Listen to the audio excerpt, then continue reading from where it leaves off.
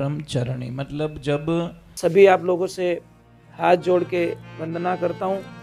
हमारा जो चैनल है श्री सोनू महाराज, वो चैनल जरूर सब्सक्राइब करें और इन वीडियो को शेयर करते रहिए। ब्रह्म प्लस आचरण, दो शब्दों का मिलन होने के कारण इनको ब्रह्मचरणी, मतलब जब हिमालय पुत्री बन के पार्वता जी के रूप में जब वो पधारे और उनको नारद जी का बताया हुआ रास्ता मालूम पड़ा, तो उनको बताया गया कि आपके पति शिव ही हैं, पहले आप सती थी, शिव हैं, उनको आपको वापस तपस्या के माध्यम से उनको वापस प्राप्त करना है। तो माँ देवी ने 1-2 साल नहीं, हजारों वर्ष तपस्या की, और ऐसी तपस्या की आखिर में भगवान भोलेनाथ को मिलना पड़ा। तो उस समय की अवधि में मां ने अपने ब्रह्मचर्य नियमों का पालन किया और ब्रह्म के आचरणों का पालन किया, तो उनका नाम रखा गया ब्रह्मचर्य। देवी एक ही है, देखो मां एक ही। आप ऐसे मत सोचना कि ये अलग अलग हैं, समझ लीजिए। आपका नाम क्या है? जी जी, आपका नाम क्या है? आपका नाम? हाँ, कमला जी जी। अब मैं आपको एक प्रयोग समझाता हूं, समझ लीजिए। यह एक ही है, परंतु ये किसी के लिए बहन है, किसी की मां है, किसी की पत्नी है, किसी के बुआ जी हैं, किसके मामी जी हैं, है एक ही है, परंतु नाम देखिए अलग अलग हो गए। पानी देखिए, जब समुद्र में से निकलता है, भाप बन के उड़ता है तो उसको भाप कहते हैं। वही बादलों में कन्वर्ट हो जाता है तो उसको बादल कहते हैं। पानी है वही पानी, एक जगह भाप बन गया, भाप आपस में मिल गई तो बादल का रूप ले लिया। जब बारिश बरसी तो उसको बारिश कहने लग गए। पानी वही है, नाम चेंज होते रहे, मूल तत्व उनमें पानी है, ध्यान रखना। अब उसमें भी थोड़ा अलग अलग चेंज हो जाएगा। पानी पूरी धरती पे बरस रहा है, पर अगर वो पहाड़ों पे बरसेगा और पहाड़ों से नीचे उतरेगा तो उसको झरना कहेंगे हम लोग। पानी वही है, ध्यान रखना। वही झरने आपस में सारे मिलके एक रूप बनाएंगे तो उसको नदी कहते हैं। और वही पानी अगर नाले में जा रहा है तो नाला कहते हैं। वही गंगा में जाके मिल रहा है तो गंगा जल कहेंगे। सब में मूल तत्व है पानी, ये ध्यान रखें। तो ये इसमें सारा जो मूल तत्व है, कोई किस नाम से जाना जा रहा है, कोई किस नाम से जाना जा रहा है, पर सारे तत्वों में मेन तत्व है मां शक्ति का, मां दुर्गा का। हम लोग ढूंढते हैं, माता जी नहीं मिल रहे, माता जी नहीं मिल रहे, माता जी नहीं मिल रहे। अरे माता जी की अगर शक्ति नहीं होती तो आप यहां पहुंचते भी नहीं। पहले बात तो शरीर कौन है? एक पुरुष है, पर उसमें जो आत्मा है वो एक शक्ति का रूप है। पहचानिए, अपने आप को पहचानिए, कहीं जाने की जरूरत नहीं पड़ेगी आप लोगों को। हम ढूंढते फिर, हमेशा ढूंढते, हमेशा ढूंढते हैं। मुझे भगवान की प्राप्ति नहीं हुई, मुझे माता जी का अभी तक दर्शन नहीं हुआ। देखिए, एक आदमी अच्छा काम करता है, देवतुल्य है, तो उसको लोग क्या कहते पता है कि बेचारो देवता जड़ो आदमी है। मतलब कि नहीं तकलीफ आदमी वही चे। एक आदमी है को ने सताव तो फिरे, परेशान कर तो फिरे, परिवार वाले भी उससे परेशान है, आसपास में रहने वाले परेशान है, समाज वाले परेशान है, तो बिने कहीं कहवा पाओ कि वो राक्षस जड़ो आदमी है। बोलो आदमी वही है, पर उसके गुण परिवर्तन होने के कारण उसको राक्षस का पद दे गया। कोई भी सात्विक कार्य करता है, सात्विक धर्म का प्रचार करता है या फिर मतलब भगवान की भक्ति का प्रचार करता है, अच्छे संदेश आप लोगों तक पहुंचाता है, तो वो कहीं के वो सब लोग कहीं के बेचारो आदमी संत जेड़ो आदमी है, संत महात्मा जेड़ो आदमी है। और एक आदमी धर्म का काम करता है तो उसको कहते धर्मात्मा। आदमी वही है। अब आपको क्या बनना है पहले आप डिसाइड कीजिए। बच्चे को 10वीं कक्षा के बाद में ऑप्शन दिया जाता है, 12वीं कक्षा में जो भी है, कि बेटा क्या बनना चाहते हो आप। इसीलिए एक बात ध्यान रखें, बच्चा जब छोटा है ना, छोटा, तो छोटे से बच्चे पे प्रेशर बिल्कुल ना डालें। बच्चे के सामने ये बात कभी ना रखें कि वो तो इतना पढ़ रहा है, तू नहीं पढ़ पा रहा है, उसने इतने नंबर लाए, तू नंबर नहीं ला पा रहा है। ये चीज बिल्कुल मत डालिए, प्रेशर मत डालिए। आप इतने ज्ञानी होते हुए भी बच्चों पे क्यों इतना प्रेशर डालते हो? आप तो 3री कक्षा में उसको आईपीएस बना रहे हो, अभी तो वो स्कूल जाने नहीं लगा, एलकेजी यूकेजी में बना के डॉक्टर बनाए दे, अभी ना कर्म में कांटा कहीं लिखियोड़ो राम जाने।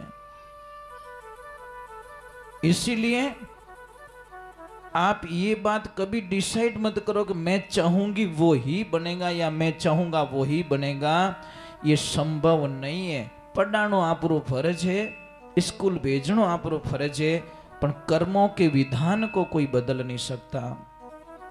कदी कदी देखो बीएड करियोड़ा ही रोता फिरे, बीएड करियोड़ा रोता ही फिरे, नौकरी नहीं मिले, और 3री कक्षा वालों मोटो सेठ बनियोड़ो।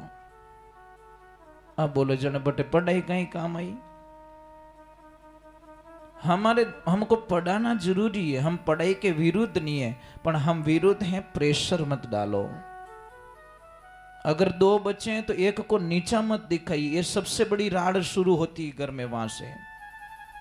ओ तो पढ़े ओ पढ़ी को नहीं, ओ तो पढ़े तू तो डंडा ही चराई री आवे जने कहीं का, इन्हें तो डंडा चरावने में लो। अपन मां पहला कहते ही बूढ़िया कि तू तो लड़िया ही चराई।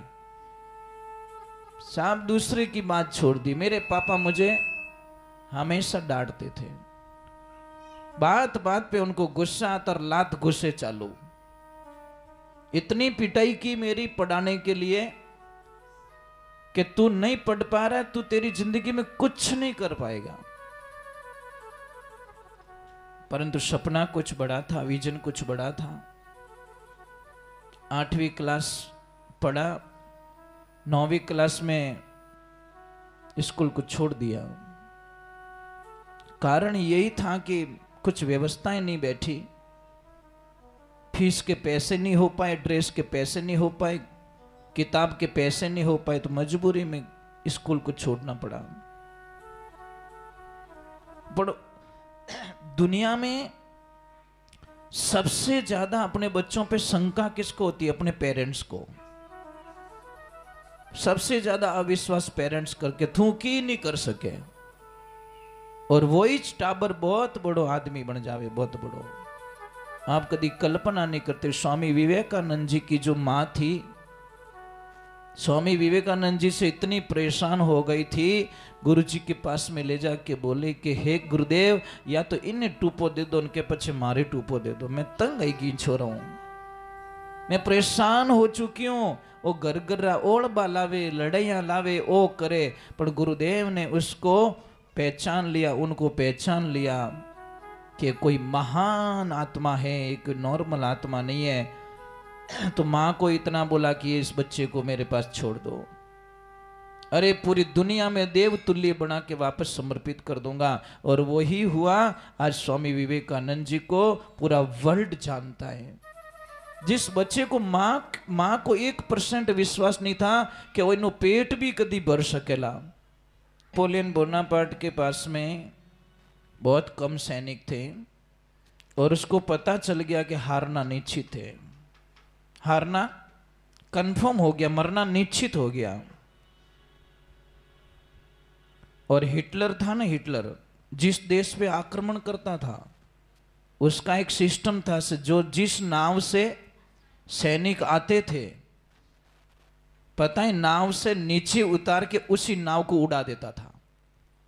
अब सैनिकों को पक्का कंफर्म हो गया, या तो जीतो या मरो, वापस जाने का रास्ता बंद हो चुका है, बैक साइड में लौटने का कोई चांस नहीं है। तो कम से कम सैनिकों में वो हजारों सैनिकों को हरा देता, क्योंकि सैनिकों के दिमाग में एक ही रहता, पाछो जानो रास्ता तो बंद हो चुका है, जा भी नहीं सकते हम लोग। तो हमारी जिंदगी में आगे की तरफ विचार करो। तो नेपोलियन बोनापार्ट जब गया तो उसने बोला लास्ट में गुरुजी के दर्शन कर लेता हूं। और जैसे ही गुरुजी के पास में गया, गुरुजी को बोला कि क्या हुआ, इतना निराश क्यों लग रहा है? कि गुरुदेव हारना निश्चित है, सैनिक बहुत है, तुच्छ मात्र सैनिक है, आगे हजारों की संख्या में। तो उनके गुरुजी ने बोला कि तू माताजी को मानता है क्या? तो उन्होंने बोला हाँ मानता हूं। तो चल माताजी से एक आदेश ले लेता हूं, तेरी हार होगी या जीत होगी। अब गुरुदेव ने एक सिक्का उछाला और उसको बोला कि बोल क्या चाहिए वो मांग ले, अगर वो आएगा, तेरा जो तू मांग रहा है वो ही आएगा, तो तेरी जीत निश्चित है। और जैसे ही सिक्का उछाला, जो मांगा वो ही आया। अब गुरुदेव ने उसको दिया नहीं, पैक करके उसको बोला कि कमर में बांध दे और जा, तेरी जीत निश्चित है। पर इतना बोला कि एक बार तू ये काम करना, सेना के सामने भी, सब सैनिकों के सामने भी एक बार सिक्के को वापस उछाल देना, पर तू सिक्के को देखना मत, इतना ध्यान रखना, देखेगा तो उसकी शक्ति है ना वो क्षीण हो जाएगी। तो उसने वो ही किया। अब जैसे ही गया और सैनिकों ने बोला क्या हुआ, कि माता रानी ने बोला कि मैं तुम्हारे साथ में हूं, तुम्हारी जीत निश्चित है। अगर तुमको विश्वास नहीं है कि ये सिक्का है और गुरुदेव ने बोला है कि जो मांगे वो आ जाए, तो तुम्हारे साथ में माताजी रहेंगे। अब सैनिकों ने बोला ये चाहिए, ये निशान, तो उछाल दिया, पर उसने देखा नहीं, नेपोलियन बोनापार्ट ने देखा नहीं। और जैसे ही देखा तो वो ही आए, सेना नाचने लगी, एकदम जो एनर्जी थी ना माइनस पॉइंट में, वो प्लस पॉइंट में हो गई। और इतनी एनर्जी भर गई उनके अंदर कि वापस पैक कर दिया। और इतनी एनर्जी हो गई, इतनी एनर्जी हो गई कि उन्होंने सारी सेना के सामने वाले लोगों को खत्म कर दिया। और वापस गुरुदेव के पास में गए और गुरुदेव ने बोला क्या गुरुदेव आपने बोला वो सच में सत्य निकला कि माताजी हमारे साथ में थे। गुरुदेव हंसने लगे। गुरु तो कोई न कोई तर्क निकाल देते हैं, गुरु का मीनिंग क्या है, कोई न कोई रास्ता निकाल दें। और जैसे ही गुरुदेव ने बोला कि लाओ सिक्का दो वापस अब मुझे, और जैसे ही सिक्का लिया, सिक्के को देखा कि अब इस सिक्के को देखिए ध्यान से, दोनों तरफ एक ही निशान था, कोई चेंज नहीं था। सिर्फ तुम्हारी जो एनर्जी खत्म हो चुकी थी, मैंने तुम्हारी एनर्जी को वापस जागृत करने के लिए सिक्के का सहारा लिया। जीत तुम्हारी थी, तुमने ही युद्ध जीता है, परंतु तुम्हारी जो अंदर जो शक्ति थी खत्म हो चुकी थी। कभी हार जाओ, थक जाओ तो अपने आप को कभी कमजोर मत मानना, क्योंकि जिस दिन अपने आप को कमजोर मानोगे उसी दिन आपकी हार निश्चित है। दुनिया की कोई ताकत आपको जिता नहीं सकती। इसीलिए हमेशा ध्यान रखें, पॉजिटिविटी में रखें, सोच विचारधारा प्लस पॉइंट की रखें, हम हमेशा सफल होंगे, अच्छे होंगे। हर काम होता है ना, हर काम में थोड़ा कुछ भी हार्डली लगता है कि ये मेरे से होगा कि नहीं होगा, ये तो प्रश्न पूछो ही मत, होगा कि नहीं होगा, नहीं ये पसंद नहीं है, होगा ये करके बताऊंगा, बराबर नहीं। एक्सेप्ट योर चैलेंज, आपका चैलेंज मुझे, मैं स्वीकार करता हूं, ये ध्यान रखिए। अब युद्ध में जाने से पहले જ કે આપણે રાજીપો કરલો જણે પછી એ તો બોજ ક્યું લાયા ગાડીમાં ભરને, भाई शर्म मरिया, ये तो तेल बालियो, ये तो वो करियो। तो चलो एक बार भगवान के चरण में जाते हैं और भगवान को याद कर लेते हैं। बोले श्री भगवान की।